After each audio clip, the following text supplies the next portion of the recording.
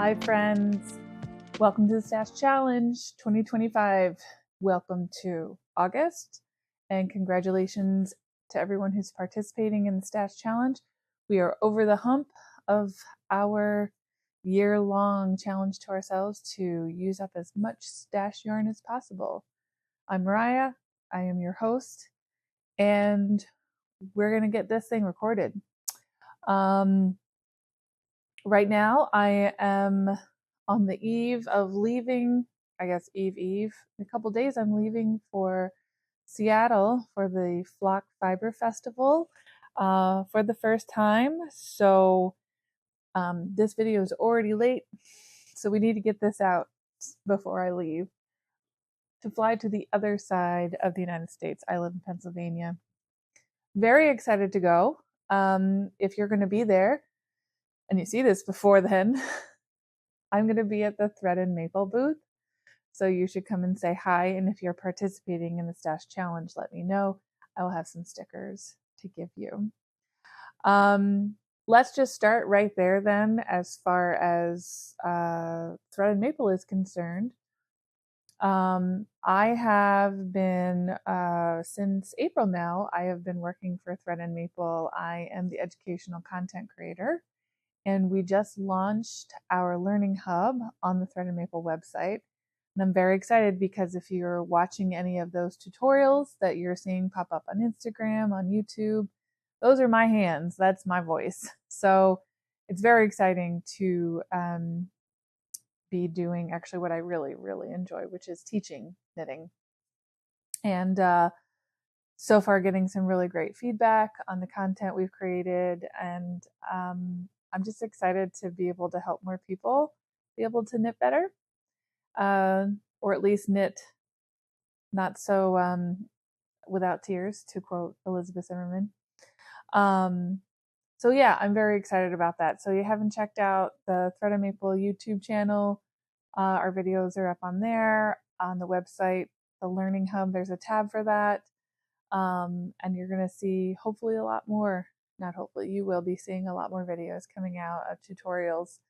So I have some things planned. One of the challenging things as a teacher is knowing what people want to learn. So if you have any suggestions of things that you'd really like a tutorial on, let us know. Let me know. You can let me know in the comments here, and we'll see if I can get that in the works. So let's, what's been going on? July has been a month, and it hasn't even been that busy for me, I feel like. I have a friend, Amy, who will be with me at Flock. She just moved into her house, and I didn't move into a house, but it just felt that that was part of the kind of, there's just a lot going on, it seems like, this month. I have gotten a lot of knitting done, though. I think now that as I collected all the things that I wanted to share, I realized that I was pretty good at knitting a lot this month, and crocheting. So let's start with crochet. So I have some finished objects, and I'm very excited about that.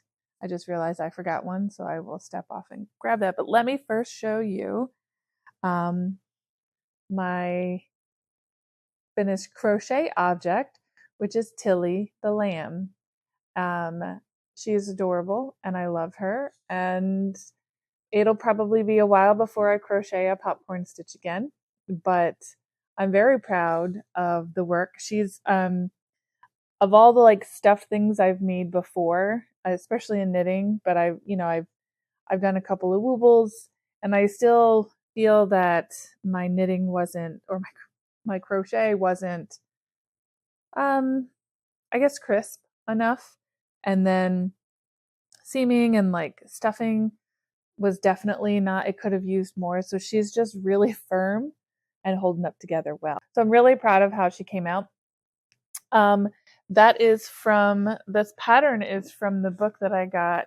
I told you all, the Yarn Cake Amigurumi.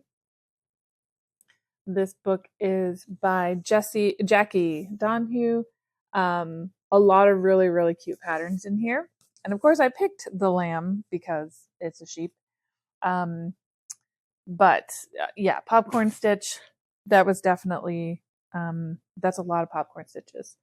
The yarn is from Sunset Fiber Co. This is a one of a kind colorway that she did. It's a fade that she was playing around with. And the book actually has you using those fading yarns, those color changing yarns. So I was doing a lot of using the center of the ball, which was the dark blue for her skin, and then the outside, which is the whiter color for her wool. And you can see how it kind of fades into the start. You start seeing that blue show up on her cap. So I'm really proud of her. The other project that I did finish this month are some socks. So these are the sample for my pattern that'll be coming out at the end of the summer. The head, shoulders, heels, and toes. And I've put up the tutorial. There's a tutorial on doing a folded cuff. And this is an afterthought heel. So I have the tutorials on my YouTube for those.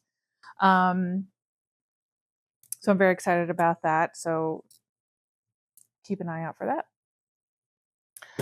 So those are my finished objects.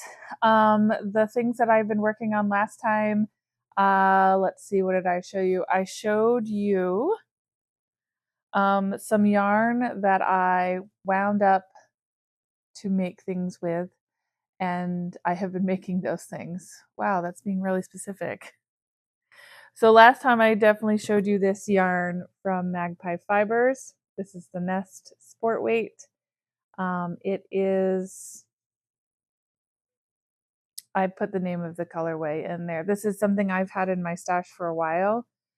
And I had already swatched for the Rays of Sun tee by, and that's in the Knitrino app. That's by Paula Pereira. And that's kind of the thing that I've been working on heavily. So I'll show you my progress here. Since it's a knit top, I'll see if I can stretch out, or a knit, of course it's a knit top. I'm not doing great. Since it's a lace top, the lace isn't really, of course, showing up very nicely. So I'm gonna have to block that to get that to open up and show the lace. But I've already finished one sleeve. It's just short sleeve tee. And I'm working on the other sleeve right now, with my hope being that I will finish this sleeve because it's just like 15 rows and some ribbing. It's not going to take long. That way I can just work on the body. I have this and another skein of yarn. So that's kind of my plan to be my airplane project. I'm hoping they don't take away my needles. For some reason in my brain, that's just all I can think about is I'm taking away my needles. But I've been told that everything should be fine. But that is my plan. So I don't have to worry about changing needles, changing, picking up for anything. I can just go on. It is kind of an odd shape right now, but I did try it on and it fits great. So I'm very excited about that. So that's going to be my plain project. And the other project that I've been working on is the Harvest cardigan by Tin Can Knits. And this has been working up fast because it is a worsted weight. I'm holding 2 skeins of DK weight together to get that weight. I checked my gauge because I didn't do a gauge swatch for this either. And I'm on perfectly, which I never am. So it's just working out beautifully. And I'm also making the 4 to 6 year old size. So it's coming along quite quickly. And also on the sleeves for this. So I'm just trying to get this organized a little bit because it does look, and I just hit my mic. We're doing all right. We're going to make it. We are going to make it. So here's what my little cardigan looks like. I've got this sleeve on a 9-inch. This is long sleeve, so these sleeves will take a little bit longer. And what I typically like to do when I'm working on a sweater is when I get to the point on the body where I run out of yarn and it's time to start a new ball. Instead of starting a new ball just yet, I will work on the sleeves. So I'll get both sleeves done. So sleeve island is no longer a problem. And then I can just work on the body, and it feels a little less, a little less stressful because I'm just going to, I have the yarn I have is what's going to be for the body. So I don't have to worry about if I'm going to run out and I won't have enough for the sleeves. Now, maybe I'll run out and it won't be as long as I want. I'm not going to have that problem here, but that kind of helps me not worry so much, and I can just make the body of the sweater as long as I want, as long as I have enough yarn for it. So that is what I'm working on there. We are also currently still doing our Sharks and Socks make-along. We've been hanging out in the Discord, showing off our sock and sharks projects.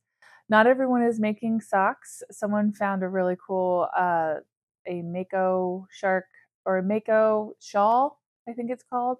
So there are these shark fin looking embellishments on the edge of the shawl that look really fun. So it's just a good time.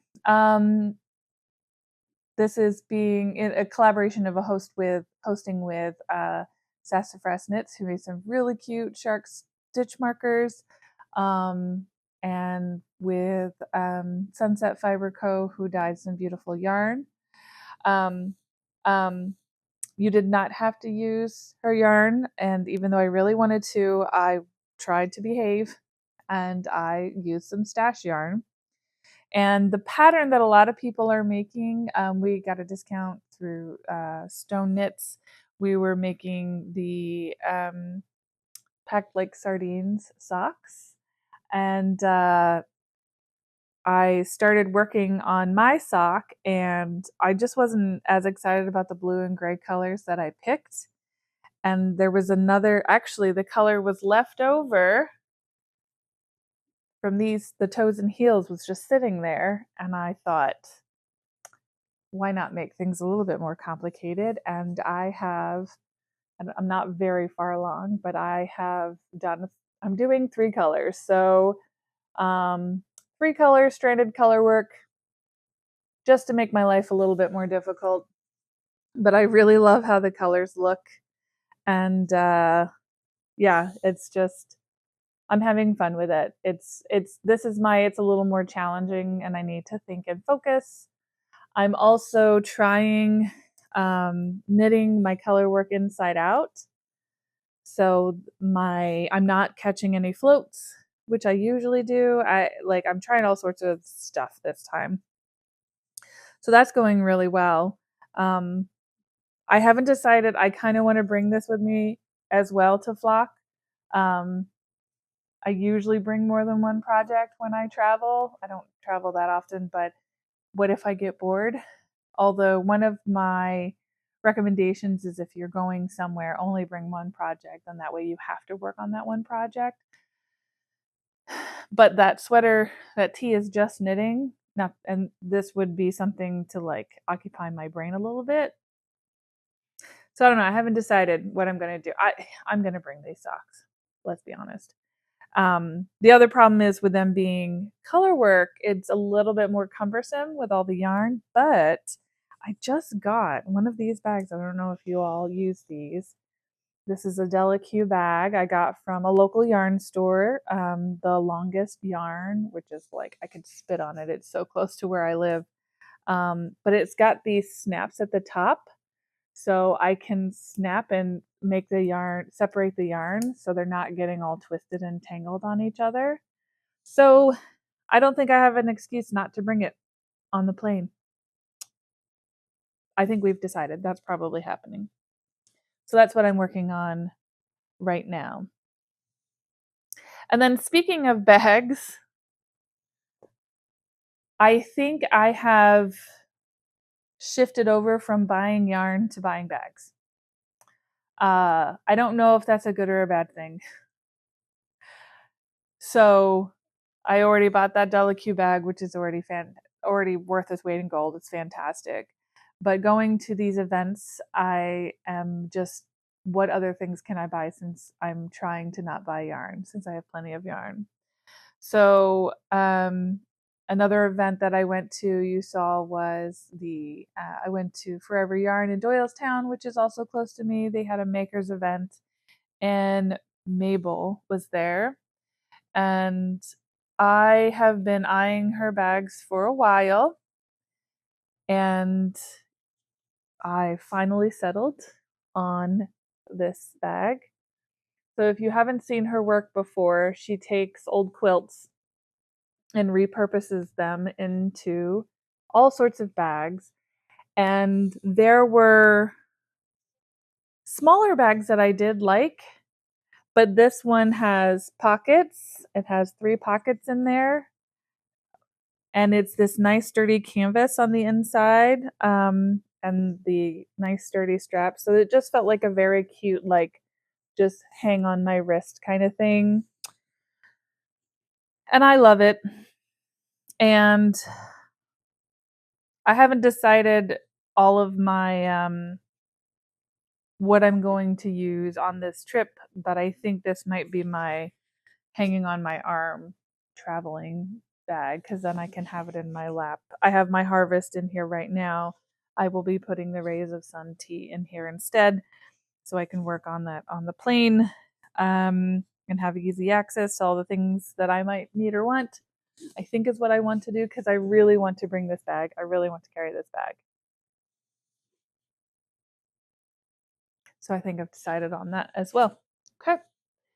And then my last bag I want to show you, I actually did not purchase. I asked for, and ask and you shall receive, is a bag from my friend Shannon. And I forget the name of her bag company. She's just started. Well, darn. There will be a link in the description box below. She is going to be at Flock, and I'm very excited. I got to see her at Forever Yarn, and I got a bag that I had requested from her. She showed this adorable possum fabric that she had, and I was like, oh my god, I love it. Actually, I said, oh my god, I love it. And she's like, I will make you a bag. She offered. It was very sweet. And I said, make me a sock bag. So it's just a cute little bag to keep my socks in. So she's going to be at Flock. Her bags, I think, are going to be at the Cesium Yarn booth. And it's really upsetting me that I can't remember the name of her bags. But I will put a link down there so you all can also find her lovely work. All right.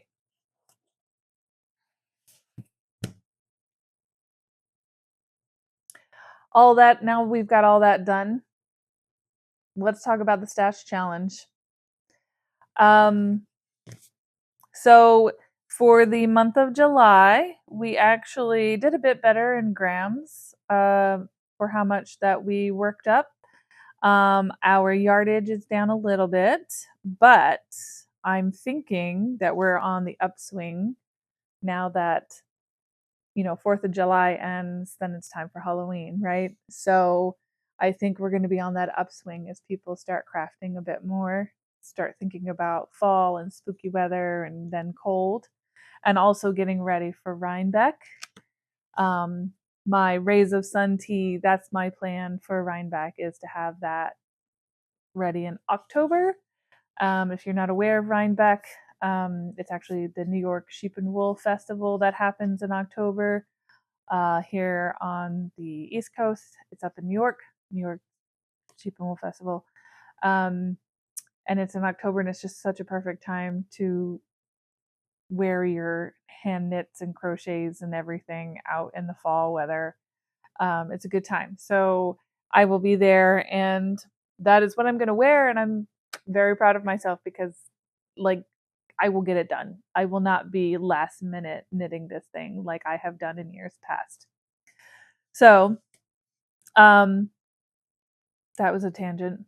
yeah, I think that we're on the upswing as far as our stash making or using our stashes going. So in July, in total, as a group, everyone participating in the challenge, we've used up 155,838 grams, which is about 344 pounds of yarn. And just to keep things on theme and to have fun, that is about the size of a scalloped hammerhead shark. And then as far as our yards, we have used up a grand total of 330,620 yards. And that's about 188 miles of yarn. So things are going well there. Yeah.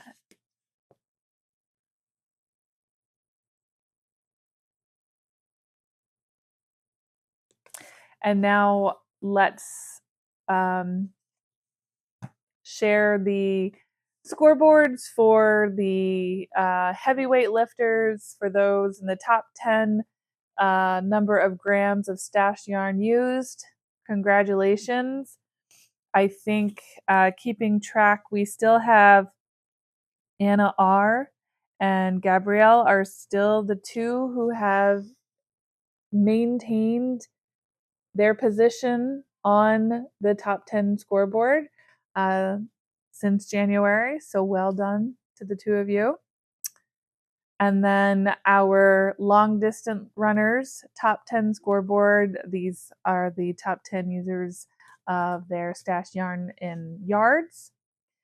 And I think so far we have 4 people who have stayed on the scoreboard. That's Angela B, Anna R again, Lauren J, and Rachel. So Anna being the only one who has maintained a position on both scoreboards. So congratulations to everybody who made it on the top 10, and congratulations to everybody who's still working diligently trying to get through that stash yarn. I hope that you're having fun, and I hope that you get inspired to go grab some of that stash yarn and try to make something else. Let's see how far we can get in August. All right, thanks everybody. I'll see you next month. Bye.